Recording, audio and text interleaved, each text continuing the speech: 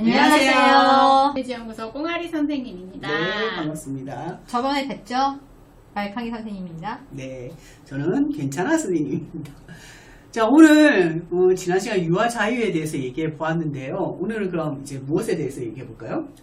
우리 유아에서 조금 컸으니까 초등에 저학년 오, 자유에 들어볼까요? 네, 좋습니다. 네. 초등 저학년? 네. 저학년이라면 뭐 1, 2, 3학년 정도 되겠죠. 네네. 1, 2, 3학년의 자유에 대해서 좀 얘기해 볼까요? 네. 저는 사례가 여러 번 있는데 대표적인 사례가 유아자이 같은 경우에는 남학생들 음경을 만지는 것부터가 이렇게 발견되는 시점이라 그러면 남자아이한테 조금 더 많긴 하지만 초등학교 저학년에서는 여학생들의 자위 문제도 두드러지거든요. 네. 그래서 선생님 저희 반 아이가 수업 시간에 얼굴이 빨갛게 달아올 정도로 땀을 뻘뻘 흘리면서 그런 걸 하는 것 같아요. 이럴 때 제가 어떻게 해야 되죠? 라고 의뢰되는 케이스가 종종 있더라고요.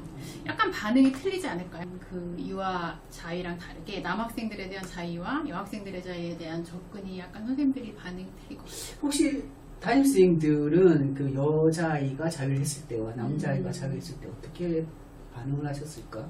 사례를 저의 경우는 네. 저의 경우는 남학생 자유는 일반적인 것처럼 이야기하는 경우가 많았고요. 여학생 같은 경우는 조금 이렇게 놀라서 빨리 해결해야 될 것 같은 그런 반응을 보이는 선생님들이 좀 많았던 것 같아요. 그러니까 여전히 이제 자위에 대한 문제는 여자아이들은 좀 더 하면 안 되는 네, 듯한 맞아요. 느낌을 주시네요. 그럼 그런 사례 의뢰가 스님들한테 왔어요. 네. 왔을 때 어떻게 학교에서는 대응하셨고 선생님은 또 어떤 느낌을 가지고 접근하셨는지. 그 초등 저학년에서의 접근 방법은 조금 두 단계 또는 세 단계로 조금 나눠서 보셔야 될 필요가 있을 것 같아요. 왜일까요? 유아자이처럼 초학년 저학년에서 몸을 씻다가 아주 자연스럽게 생식기를 씻었는데 좀 좋은 기분이 들었어처럼 탐색의 과정에서 이렇게 진행되는 과정에 있는 친구들이 있는 반면 또는 지금 저렇게 선생님들이 당황해서 의뢰하신 것처럼 과몰입이 되기 직전에서 발견되는 친구들도 있는 것 같고 하기 때문에 약간 좀 다른 방면을 접근하는 것들이 필요하지 않을까라는 생각이 들었습니다. 그럼 학교에서 담임 선생님이 이제 우리 반에 어떤 아이가 이렇게 수업 시간에 자위를 하고 있어요 라고 의뢰 오셨을 때 선생님들 학교에서는 어떻게 대응하셨는지. 저 먼저 말씀드릴까요? 네. 저는 남학생이었어요. 남학생인데 선생님께서 계속 지속적으로 하지 말라고 말을 했던 것 같아요. 그러니까 예를 들면 모서리, 책상 모서리나 의자 모서리 같은데 이렇게 압박을 하는 거죠.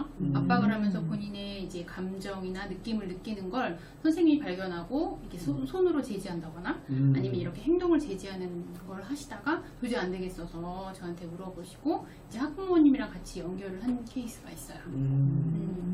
학부모님 연기했을 때 학부모님 반응 어땠을까요? 저의 케이스는 지금 말한 이 사례는 학부모님이 모르고 계셨어요. 네, 학부모님이 보통은 알고 계실 거라고 생각했는데 모르고 계셨고 일을 많이 하시는 분이고 바쁜 분이셔서 즉시 개입했고 저 같은 경우는 유아자애처럼 자연스럽게 시간 올라가면서 아이의 관심을 다른 쪽으로 유도하면서 금방 해결됐던 케이스였어요. 그러니까 초등학교 저학년에서 일부 학생한테 나타나는 자유 문제는 담임 선생님이 발견하더라도 자연스럽게 어떻게 보면 성장의 과정 중에 하나처럼 여기서 잘 넘어갈 수 있는 문제도 있다. 그런데 또 다른 케이스가 있을까요?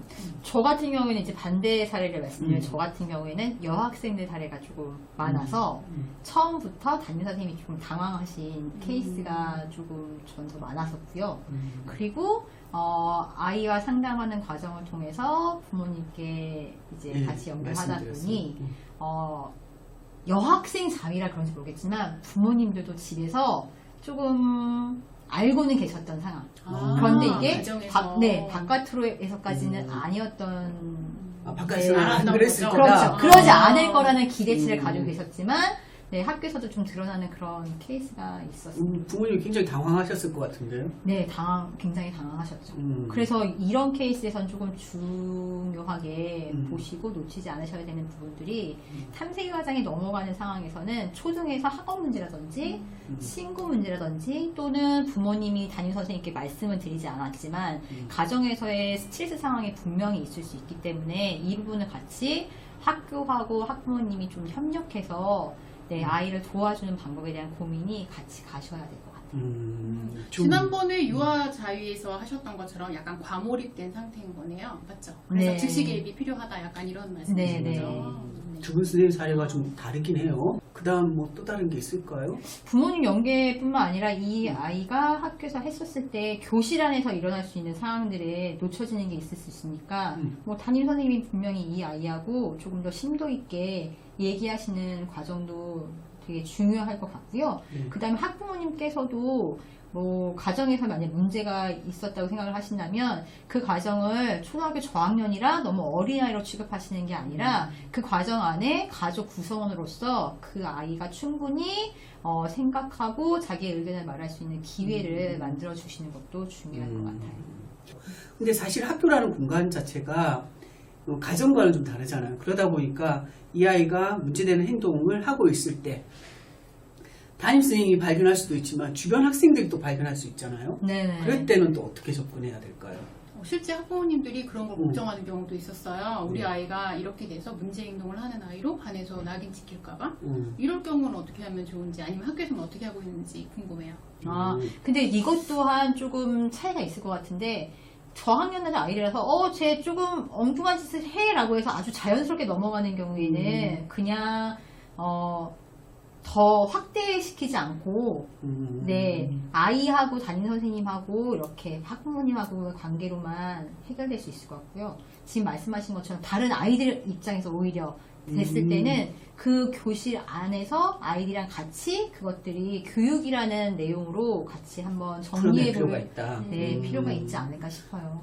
유아의 자위와 지금 초등학교 저학년의 자위는 좀 이게 좀 단계가 있는 것 같아요. 좀 다르게 스님들이 설명을 해주셨는데 오늘 이제 여기까지 하면서 좀 요약을 한번 해볼까요? 초등학교 저학년은 이제 1, 2, 3학년으로 규정을 한다라면 사실은 이렇게 학교 내에서 자위 행위로서 발견되어서 드러나는 경우가 선생님이 발견하는 경우, 그래서 보건 선생님한테 의뢰해 오는 경우가 많습니다.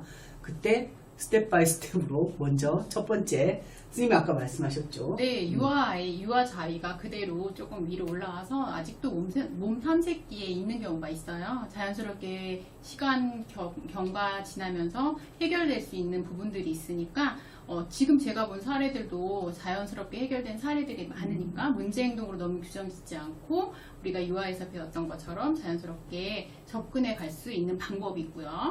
또 다른 경우가 있겠죠. 네, 아주 자연스럽게로 끝나는 문제가 아니라 약간 과몰입처럼 그렇게 보여지는 행동이라고 한다면 학생들한테 뭐 학업적이든 친구 문제든 아니면 가정 내 스트레스가 무엇인지 꼭 파악하시는 그런 적극적인 자세가 필요할 것 같습니다. 네, 이럴 때는 가정과 학교가 함께 연계해서 어떤 문제 해결을 위한 방법을 찾아가야 된다. 그때 아이도 함께 그 과정에 포함시켜야 된다라는 네. 말씀이신 것 같아요. 이제 초등학교 저학년까지 살펴보았는데요. 고학년이 되면 이 자위는 어떻게 받아들여질지는 다음 시간에 이야기해 보도록 하겠습니다. 자, 인사 나눌까요? 네, 여러분. 다음 시간도 만나요. 기대해 주세요.